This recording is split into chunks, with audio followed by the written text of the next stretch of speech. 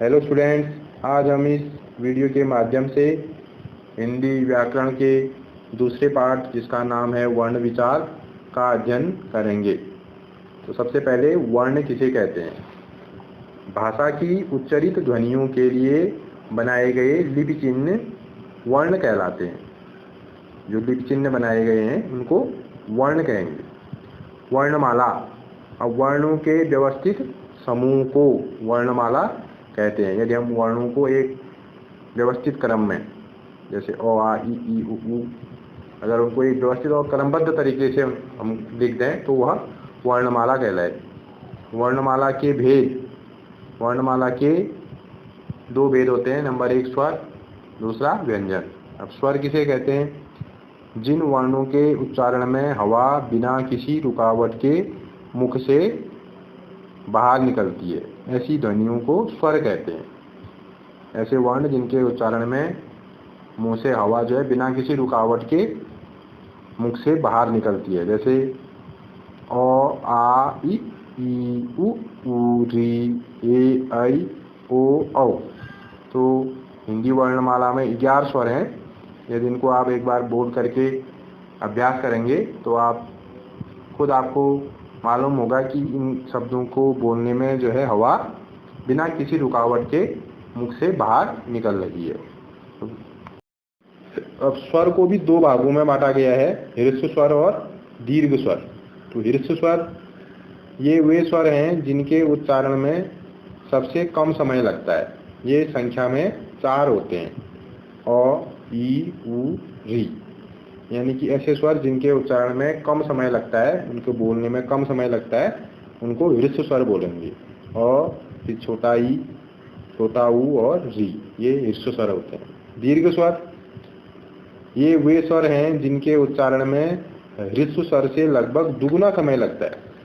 ये संख्या में 7 होते हैं, आ ई उ ए ऐ ओ और औ। तो दीर्घ स्वर वो स्वर होते हैं जिनको बोलने में ज़्यादा समय लगता है, उनके उच्चारण में ज़्यादा समय लगता है, यानी ह्रस्व स्वर से दुगुना समय उसमें लगता है, जैसे आ ई उ ए ऐ ओ और औ, ये दीर्घ स्वर कहलाते हैं। अब व्यंजन, तो व्यंजन किसे कहते हैं? जिन ध्वनियों के उच्चारण करते समय मुख में वायु के मार्ग में रुकावट पैदा की जाती है, उन्हें व्यंजन कहते हैं। तो वर्णमाला में 33 व्यंजन हैं। अब व्यंजनों को जो है 3 भागों में बांटा गया है, स्पर्श व्यंजन, अंतस्थ व्यंजन और ऊष्म व्यंजन। तो सबसे पहले स्पर्श व्यंजन, जैसे कि शब्द से ही स्पष्ट है, स्पर्श का अर्थ होता है छूना। यानी जिन व्यंजनों के उच्चारण के समय जो हमारी जीभ है वह मुंह के विभिन्न स्थानों का स्पर्श करती है, उन्हें स्पर्श व्यंजन कहेंगे।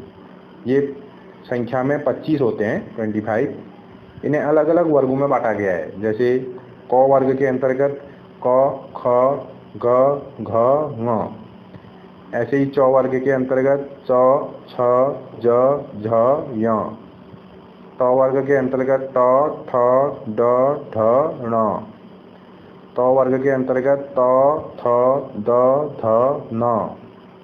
प वर्ग के अंतर्गत प, फ, ब, भ, म।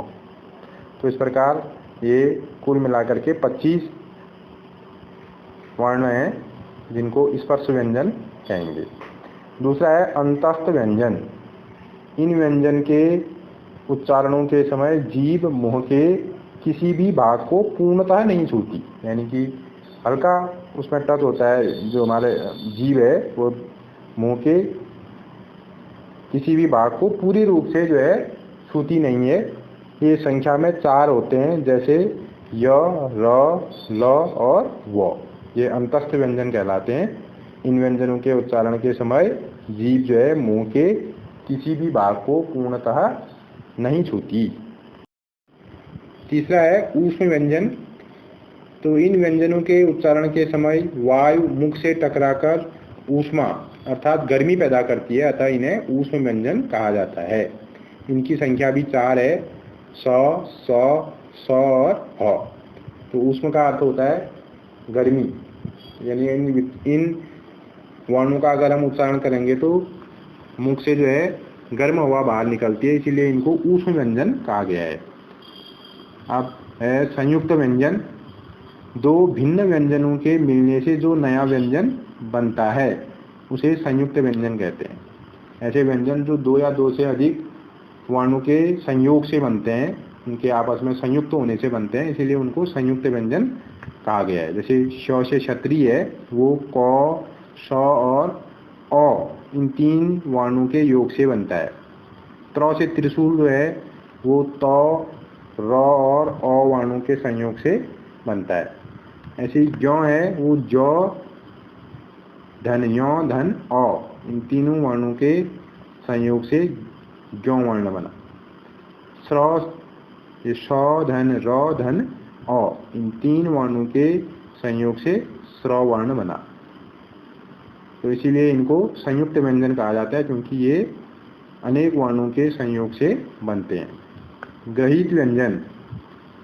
ग्रहित मीन्स होता है ग्रहण करना या लेना। तो दूसरी भाषा से अपनाए गए जो वर्ण हैं उनको ग्रहित व्यंजन कहा गया है। जैसे हिंदी वर्णमाला में ज और फ ऐसे वर्ण हैं जिनको उर्दू भाषा से लिया गया है, इसीलिए इनको ग्रहित व्यंजन कहा गया है। द्वित व्यंजन। जब एक जैसे दो व्यंजन आपस में मिलते हैं तो उसे द्वित व्यंजन कहते हैं। जैसे पक्का में क और क दोनों एक ही जैसे वर्ण हैं, आपस में मिल गए हो तो उनको द्वित व्यंजन। कच्चा में आधा च और पूरा च आपस में मिल गए, ऐसी बच्चा है और प्रसन्न है, तो ये द्वित व्यंजन के अंतर्गत आते हैं। धन्यवाद।